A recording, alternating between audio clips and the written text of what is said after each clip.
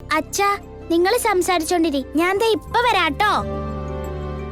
ചാരുവിനെ ഇവിടെയൊന്നും കാണുന്നില്ലല്ലോ. അമ്മ,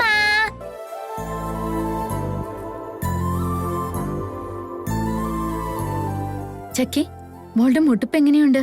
നല്ല കുറവുണ്ടമ്മേ. എന്നാലും അമ്മ എന്നെ കാണാൻ വന്നില്ലല്ലോ. ആ സോറി ചക്കി, ഞാൻ വേറെ കുറച്ച് തിരക്കുകളിൽ പെട്ടുപോയി. അതുകൊണ്ടല്ലേ മോളെ വരാതിരുന്നേ. എന്നെക്കാൾ ഇമ്പോർട്ടന്റ് ആയ തിരക്കുകളാ? ചക്കി മോൾ ഇങ്ങനെയൊക്കെ ചോദിച്ചാ അങ്ങനെയൊന്നുമില്ല. പക്ഷെ ചെയ്ത് തീർക്കേണ്ടതൊക്കെ നമ്മൾ തന്നെ ചെയ്യണ്ടേ മോളെ.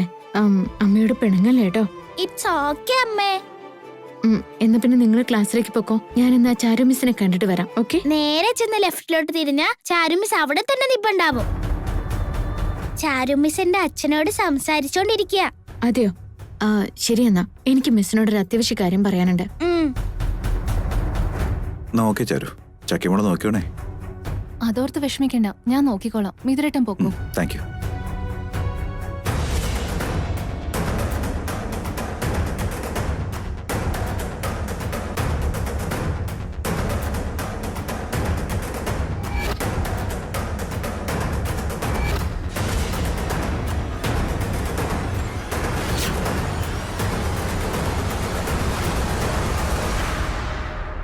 ഇതെന്താ മിഥുനേട്ടൻ ഇവിടെ? എന്നെങ്ങാനും കണ്ട പിന്നെ അത് മതി ഈശ്വര.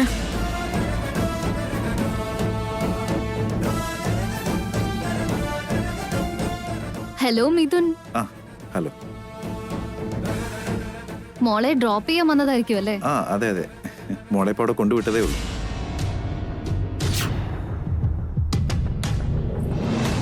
മോളോ? അപ്പോ മിഥുനേട്ടന്റെ റൂമിൽ കണ്ട കൊച്ചിനെ കുറിച്ചാണ് ഇവര് സംസാരിക്കുന്നത്. അവള് ഈ സ്കൂളിൽ തന്നെയാണോ പഠിക്കുന്നത്?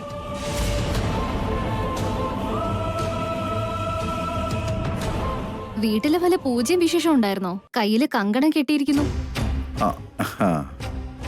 ഞങ്ങളുടെ വീട്ടിൽ വിശേഷമൊന്നുമില്ലായിരുന്നു. ഫ്രണ്ടിന്റെ വീട്ടിൽ നടന്ന പൂജയിലെ കങ്കണം എന്റെ മോൾ എടുത്തോണ്ട് വന്ന് എന്റെ കൈ കെട്ടിയതാ. ഇതെന്താ അത് കെട്ടിയത്? മോളാണെന്ന് മിഥുനേട്ടൻ പറയുന്നേ. ഞാനല്ലേ അത് കെട്ടിയത്? പറയാതിരിക്കാൻ വയ്യ മിഥുനെ. മിഥുനോട് മോക്ക് ജീവനല്ലേ? അത് ശരിയാ. എന്റെ മോക്ക് ഞാൻ കഴിഞ്ഞ മറ്റെന്തോ ഉള്ളൂ. എന്നാ ശരി, ഞാൻ പോയിക്കോട്ടെ. എന്നാ ആയിക്കോട്ടെ മിഥുൻ. മോളെ കുറിച്ച് സംസാരിക്കുമ്പോ മിഥുനേട്ടന് 100 നാവാണല്ലോ ഈശ്വര. പക്ഷെ അങ്ങനെ ഒരു മോള് ജനിക്കാൻ യാതൊരു ചാൻസും കാണുന്നുമില്ല. മോളാണ് കങ്കണം കെട്ടിക്കൊടുത്തതെന്നും പറയുന്നു. അതെന്താ അങ്ങനെ? ചിലപ്പോ വിവേക് ഒപ്പിച്ച പണിയായിരിക്കും ഇത്. മിഥുനേട്ടന്റെ മോളാരാണെന്നും ആ കഥ എന്താണെന്നും ചാരുവിനോട് ചോദിച്ചറിയണം. ചേച്ചി, മിഥുനേട്ടൻ ചേച്ചി കണ്ടില്ലല്ലോ അല്ലേ? പുള്ളിക്കാരൻ ഇങ്ങോട്ട് വന്നിട്ട് പോയതേ ഉള്ളൂ. ഭാഗ്യത്തിന് എന്നെ കണ്ടില്ല, പക്ഷെ ഞാൻ കണ്ടിരുന്നു. ഭാഗ്യത്തിന് ആളുടെ കൺവേട്ടത്തിൽ നിന്ന് മാറാൻ പറ്റി.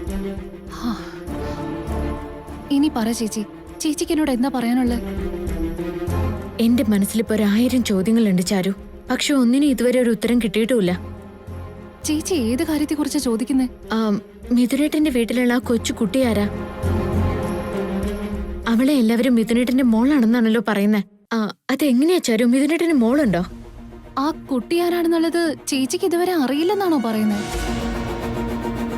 നീ എന്തൊക്കെയാ പറയുന്നേ? ആ കുട്ടിയെ കുറിച്ച് എനിക്കെങ്ങനെ അറിയാൻ പറ്റുമെന്നാ? ആ കുട്ടി മേഘന ചേച്ചിയുടെ വീട്ടിൽ വന്നിട്ടുണ്ടല്ലോ. ചിക്കുനും അവള് വളരെയേറെ ക്ലോസ് ഫ്രണ്ടാ. എന്നിട്ടും അവളെ കുറിച്ച് മേഘനേച്ചിക്ക് അറിയില്ലെന്ന് പറയുന്നതാണ് അതിശയം. സത്യമായിട്ട് അറിയില്ല ചാരു. ചിക്കുവിന്റെ ക്ലോസ് ഫ്രണ്ടാണ് അവളെന്നോ? അതെ ചേച്ചി. ചേച്ചി പലവട്ടം അവളെ കണ്ടിട്ടും ഉണ്ടാവും. ഇല്ലെന്ന് പറഞ്ഞാൽ ഞാൻ സമ്മതിച്ചിട്ടില്ല. എന്റെ പൊന്നു ചാരു, കാര്യം എന്താന്ന് വെച്ചൊന്ന് തെളിച്ച് പറയുന്നുണ്ടോ? ചേച്ചി ഒന്ന് അങ്ങോട്ട് നോക്കിക്കേ.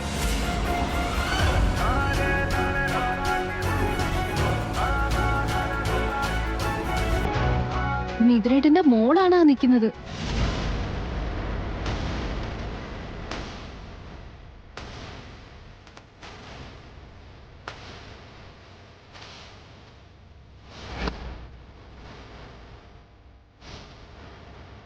നീ ഉദ്ദേശിക്കുന്നത് ചക്കയാണോ ചാരു?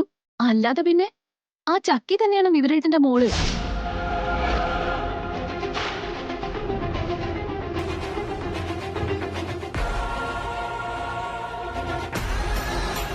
എന്നുവെച്ചാ ഇത്രയും നാള് ചിക്കു പോയിക്കൊണ്ടിരുന്നത് മിഥുനേട്ടന്റെ വീട്ടിലേക്കായിരുന്നോ?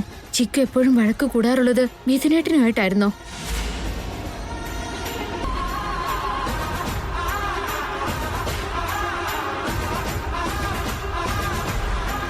ചക്കിമോളെ, അച്ഛനെന്നാ പൊയ്ക്കോട്ടെ. ശരി അച്ഛാ, ബൈ. സൂക്ഷിച്ചു പോണേ. അതെ, സൂക്ഷിക്കേണ്ടത് ഞാനല്ല, നീ തന്നെയാ. ഇവന്റെ കൂടെ പോയി കളിക്കുകയൊക്കെ ചെയ്താ നിന്റെ കാലിന്റെ വേദന കൂടുവേ. Hello uncle. ചക്കിയുടെ കാര്യത്തിന് അങ്കിളിന് മാത്രമല്ല എനിക്കും കെയറിംഗ് ഉണ്ട്. ചക്കി എന്റെ കൂടെ ഉള്ളപ്പോ ഒന്നും പറ്റാതെ ഞാൻ നോക്കിക്കോളാം. നീ അവളെ എന്ത് നോക്കും നീ പറയുന്നേ? നീ ഇങ്ങനെ കൂടെ നടക്കുന്നോണ്ട് അവള് ചീത്തയായിക്കൊണ്ടിരിക്കുന്നേ, അത് മനസ്സിലായോ? ഒന്ന് പോ അങ്കിളെ, അതൊക്കെ അങ്കിളുടെ തോന്നലാ. കൊച്ചുകുട്ടികളെ നിങ്ങൾ ആരും മനസ്സിലാക്കുന്നില്ല. നിങ്ങളെപ്പോലെയൊന്നും ഞങ്ങള് ക്രൂക്കഡായിട്ട് ചിന്തിക്കുന്നില്ല അങ്കിളെ. ഞങ്ങള് കൂട്ടുകാരൊക്കെ പ്ലെയിൻ ആയിട്ട് എപ്പോഴും ചിന്തിക്കാറുള്ളൂ. ആണോ? എന്താണാവോ ആ പ്ലെയിൻ തിങ്കിങ്? മോട്ടേന്ന് വിരിഞ്ഞ് 4 ദിവസം ആയിട്ടില്ല, അപ്പോഴേക്കും അവന്റെ ഓരോ വർത്താനം. എന്നാന്ന് പറ, എന്താ നിനക്ക് പറയാനുള്ളത്? ഞങ്ങള് കൊച്ചു പിള്ളേര് കുസൃതി കാണിക്കുകയും തല്ലുകൂടുകയും ഒക്കെ ചെയ്യും. പക്ഷെ അതൊക്കെ ഞങ്ങള് പെട്ടെന്ന് മറക്കും. എന്നിട്ട് എപ്പോഴത്തെ പോലും ഫ്രണ്ട്സ് ആയിട്ട് നടക്കും. പക്ഷെ നിങ്ങള് വലിയ ആൾക്കാർ അങ്ങനെയൊന്നും അല്ലല്ലോ. അങ്കിൾ എപ്പോഴും എന്റെ പപ്പയോട് വെറുതെ വഴക്ക് കൂടുന്നില്ലേ? എന്നിട്ട് മിണ്ടത്തുമില്ല. ഒരു കാര്യമില്ലാതെ ദേഷ്യപ്പെട്ട് നടക്കും. ഞങ്ങൾ അങ്ങനെയല്ല. വഴക്ക് കൂടിയാലും ഞങ്ങൾക്ക് എല്ലാവരോടും സ്നേഹം മാത്രമേ ഉള്ളൂ. ഇവനോട് തർക്കിക്കാൻ നിന്നിട്ട് കാര്യമില്ല. എല്ലാം അറിയാവുന്ന പോലെ ചെറുക്കന്റെ സംസാരം. Hello uncle. എന്റെ പപ്പയും അങ്കിളിനെ പോലെയല്ല ഞാനും ചക്കിയും തമ്മിലുള്ള കൂട്ട്. അയ്യോ, മനസ്സിലായി. ഇനിയൊന്നും പറയണമെന്നില്ല. എന്താ അങ്കിളിന് മനസ്സിലായേ? ബുദ്ധി ഇത്രേ ഉള്ളെങ്കിലും ലോകവിവരം മുഴുവനും ഉണ്ടെന്നുള്ള വിചാരമല്ലേ? കാന്താരിയുടെ വലുപ്പമുള്ളവന്. എന്നിട്ട് ആ വിത്ത് എന്നെ പഠിപ്പിക്കാൻ പറ്റുക. ബൈ.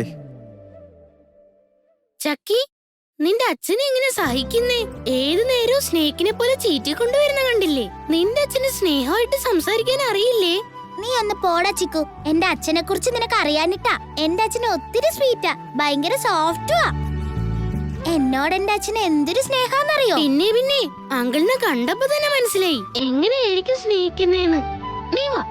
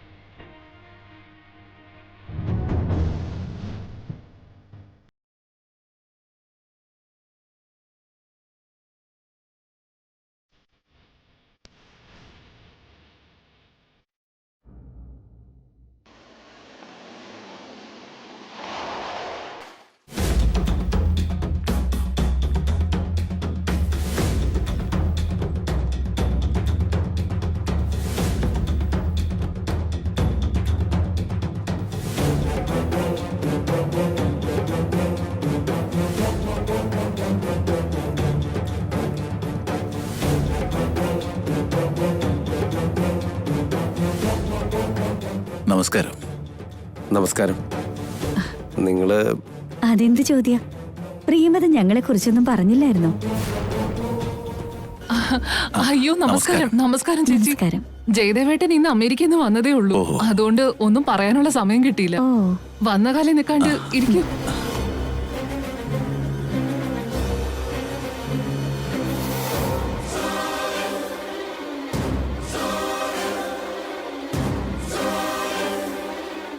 ചേച്ചി, വിവേകിന്റെ പെണ്ണിന്റെ പേരൻസാ. ജയദേവേട്ടൻ വന്നപ്പോ ഒന്ന് കണ്ടിട്ട് പരിചയപ്പെടാൻ വേണ്ടിയാ ഞാൻ വിളിപ്പിച്ചത്. നമസ്കാരം. നമസ്കാരം. നമസ്കാരം. നിങ്ങൾ ഇരിക്കും. ഇങ്ങനെ നിന്നോണ്ടിരുന്നാൽ എങ്ങനെയാ? ചേച്ചി വന്നേ, ഇരിക്ക്. ഹായ്. ഹായ്. പ്രിയമതെ, നീ പറയുന്ന കാര്യങ്ങളൊന്നും എനിക്ക് മനസ്സിലാകുന്നില്ലല്ലോ. വിവേകിന്റെ പെണ്ണെന്ന് പറഞ്ഞത്? അപ്പൊ ജയദേവനൊന്നും അറിഞ്ഞില്ലേ? ഞങ്ങളുടെ മോളെയാ വിവേകിന് വേണ്ടി ആലോചിച്ചിരിക്കുന്നത്.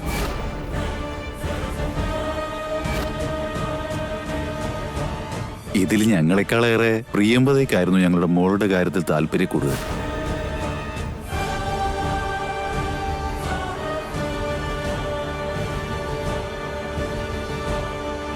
അല്ല പ്രിയമതേ, വിവേകിന്റെ സമ്മതത്തോടെയാണോ ഇതൊക്കെ? മോനെ വിവേകേ, ഇതിന് നിന്റെ അഭിപ്രായം എന്താ? അത് പിന്നെ വലിച്ച ജയദേവേട്ടാ, ഇതെന്തൊരു ചോദിക്കുന്നത്? വിവേക് ഞാൻ പറയുന്നതിനപ്പുറത്തേക്ക് പോവില്ലെന്ന് അറിഞ്ഞൂടെ? അങ്ങനെയാണല്ലോ ഞാൻ എന്റെ 2 മക്കളെയും വളർത്തിയിരിക്കുന്നത്. അതുകൊണ്ടല്ല പ്രിയമതേ, വിവേക് സത്യത്തിൽ... പ്ലീസ് ജയദേവേട്ടാ, ഞങ്ങൾ ഇതൊക്കെ നേരത്തെ സംസാരിച്ച് ഉറപ്പിച്ചു കഴിഞ്ഞതാ.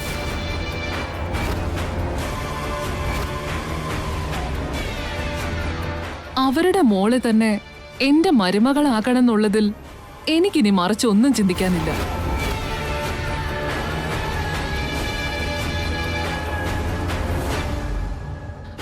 വീട്ടിലെ മുതിർന്നവരായി കല്യാണത്തിന് കൂടെ നിന്നാ മതി.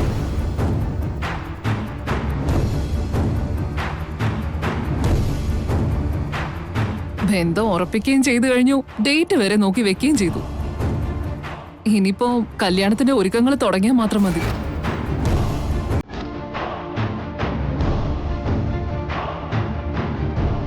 അപ്പോ നിശ്ചയമോ?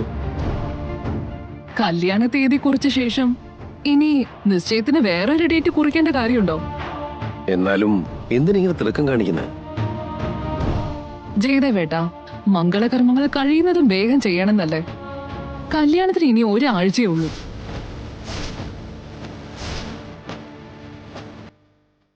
അതിനിടയ്ക്ക് നിശ്ചയമായിട്ട് എന്തിനു വേണ്ടിയാ? അത് ശരി, ഒരാഴ്ചക്കുള്ളിൽ കല്യാണമാണെന്നോ? അതെ ജയദേവേട്ടാ, അതിനുശേഷം നല്ല മുഹൂർത്തങ്ങളൊന്നുമില്ല. അതുകൊണ്ടാ ഇത്രയും പെട്ടെന്ന് ഒരു തീരുമാനം എടുത്തത്. എനിക്കും എന്റെ ഭാരം ഒന്ന് ഇറക്കി വെക്കണ്ടേ? ഞാൻ ഇപ്പൊ വരാട്ടോ.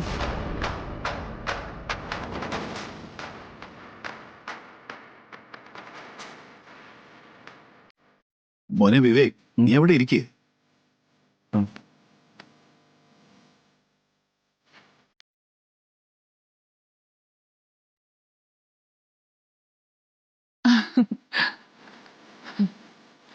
ഇപ്പൊ തന്നെ നിശ്ചയം നടത്തി കളയാം. താലം മാറ്റിയ നിശ്ചയം കഴിഞ്ഞതിന് തുല്യല്ലേ?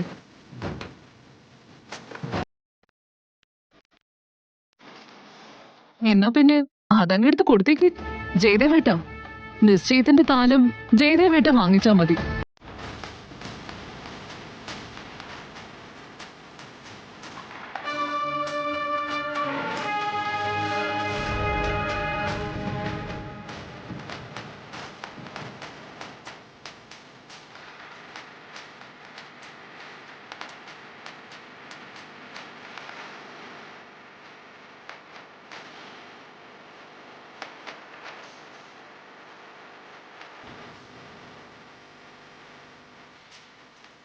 കല്യാണത്തിന് ഇനി സമയമൊന്നുമില്ല കേട്ടോ. പറ്റുന്ന പോലെ എല്ലാം നല്ല രീതിയിൽ തന്നെ നടത്തണമെന്നാ ഞങ്ങൾ എല്ലാവരും ആഗ്രഹിക്കുന്നത്.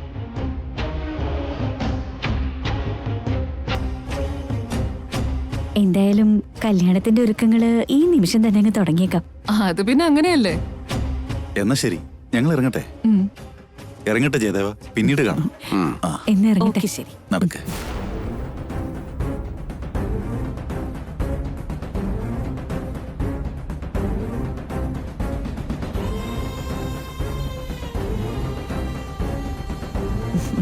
പോയിട്ട് വരാം. ശരി എന്നാ. By anti.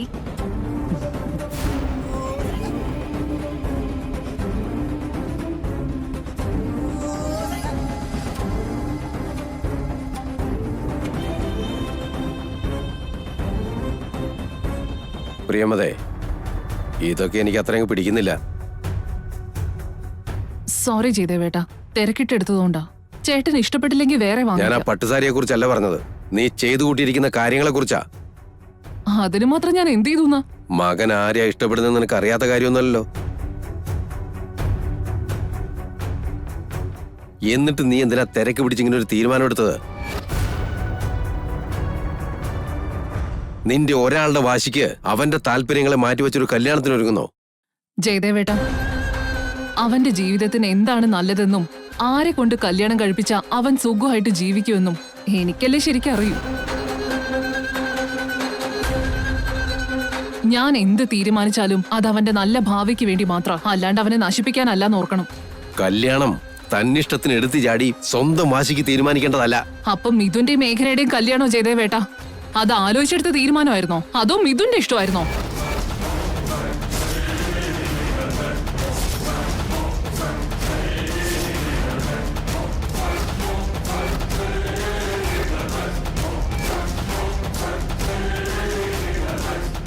അരിച്ചു പെറുക്കി കണ്ടെത്തി കൊണ്ടുവന്ന മിഥുന്റെ പെണ്ണ് അവനോടൊപ്പം നല്ല രീതിയിൽ ജീവിച്ചായിരുന്നോ?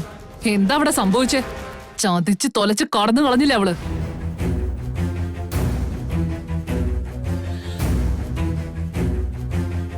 നന്ദൻ കുടുംബത്തിന്റെ ആണിവേര് ഇളക്കാൻ നോക്കി.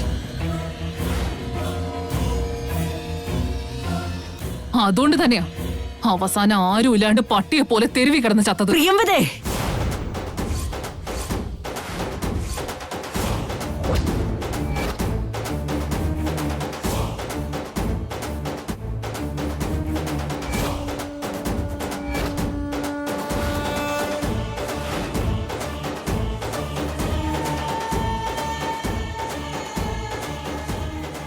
ഇനി ഒരിക്കൽ കൂടി മേഘന ജീവനോടെ ഇല്ലെന്ന് പറഞ്ഞോ? മോം, ചെറിയമ്മ ഇപ്പൊ പറഞ്ഞത് സത്യം തന്നെയല്ലേ? മരിച്ചവരെന്ന് മാത്രമല്ലേ പറയാൻ പറ്റൂ.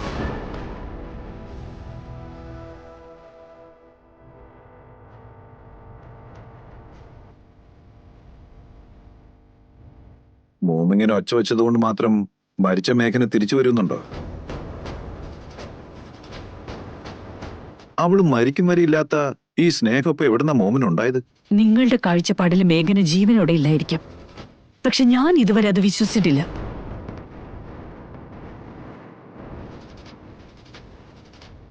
മേഘന ജീവനോടെ ഉണ്ടെന്നുള്ളത് തന്നെ എന്റെ വിശ്വാസം. അതുകൊണ്ട് തന്നെ ഇനി മേഘന മരിച്ചെന്നൊരു വാക്ക് ഈ വീട്ടിൽ ആരും പറഞ്ഞു പോകരുത്. ഇത് വളരെ നന്നായി മോം. മോമിന്റെ മാനസിക വിഭ്രാന്തിക്ക് ഞങ്ങൾ കൂട്ടു നിൽക്കണമെന്നാണ്. അവള് മരിച്ചു എന്ന് അക്സെപ്റ്റ് ചെയ്യാൻ പറ്റാത്തതുകൊണ്ട് ഞങ്ങളെ അതിന് കൂട്ടുപിടിക്കുന്നതിനാ. മിഥുൻ, ഈ വിഷയത്തെക്കുറിച്ചുള്ള തർക്കം മതി. ഒരു കാര്യമുണ്ട് പ്രിയമതേ, നീ പ്രസവിച്ച മകനായതുകൊണ്ട് നിന്നെ എതിർക്കാനും ഞങ്ങൾക്ക് കഴിയില്ല. തന്നിഷ്ടത്തിന് ഓരോന്ന് തീരുമാനിച്ചിട്ട് അതിന് സ്വന്തം മോനെ ബലിയാടാക്കാൻ തീരുമാനിച്ച സ്ഥിതിക്ക് ഇനി ഞങ്ങൾക്ക് ഇവിടെ ഒരു സീനും ഇല്ല. എന്താ ചെയ്യേണ്ടെന്ന് മാത്രം പറഞ്ഞാൽ മതി. വെല്ലിച്ചന്റെ വെല്ലുമ്മയുടെ സ്ഥാനത്ത് നിന്ന് ഞങ്ങൾ ആ കടമ ചെയ്ത് തീർത്തോളാം. അത്രേ ഉള്ളൂ.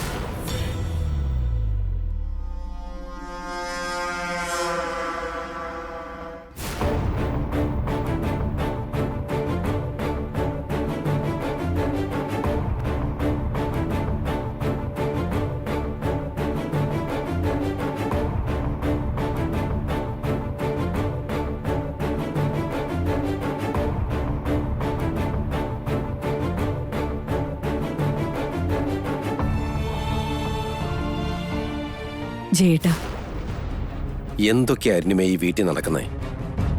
കുറച്ച് ദിവസം ഒന്ന് മാറി നിന്നപ്പോഴേക്കും നാല് വഴിക്കായിരിക്കാണല്ലോ എന്ന് തൊട്ടാ ഇവിടെ തന്നിഷ്ടങ്ങൾ നടത്താൻ തുടങ്ങിയത്. ഈ കുടുംബത്തിന്റെ നാഥയായിട്ട് നീ എന്താ ചെയ്തത്? വിവേകിന്റെയും ചാരുവിന്റെയും കല്യാണം നടത്തി കൊടുക്കാനായിരുന്നു എന്റെയും ആഗ്രഹം. പക്ഷെ പ്രിയമതി ഈ കാര്യത്തിന് അമ്പിനും വില്ലിനും അടുക്കുന്നില്ല ജയേട്ടാ. പണ്ട് തൊട്ടേ അവള് ഒരു തന്നിഷ്ടക്കാരിയാ. നമ്മളിനി എന്തൊക്കെ പറഞ്ഞാലും അതൊന്നും വില പോവില്ലെന്ന് അറിഞ്ഞുകൊണ്ടാ മിണ്ടാതിരുന്നത്. അതൊക്കെ ശരിയാണ്. പ്രിയമതയുടെ നാവും ധിക്കാരത്തെക്കുറിച്ചും എല്ലാം നമുക്കറിയാവുന്നതാണ്. എന്നിട്ട് മേഘനയുടെ കാര്യം വന്നപ്പോ അവളെ വിലക്കാനും വാൺ ചെയ്യാനുള്ള ധൈര്യം നിനക്കുണ്ടായിരുന്നല്ലോ. നമ്മുടെ മേഘന മരിച്ചു എന്ന് അവള് പറയുമ്പോ എനിക്കത് കേട്ടോണ്ട് നിൽക്കാൻ പറ്റുന്നില്ല. അതുകൊണ്ടാ അപ്പ എനിക്കത് പറയേണ്ടി വന്നത്. എനിക്ക് മനസ്സിലാകുന്നില്ല.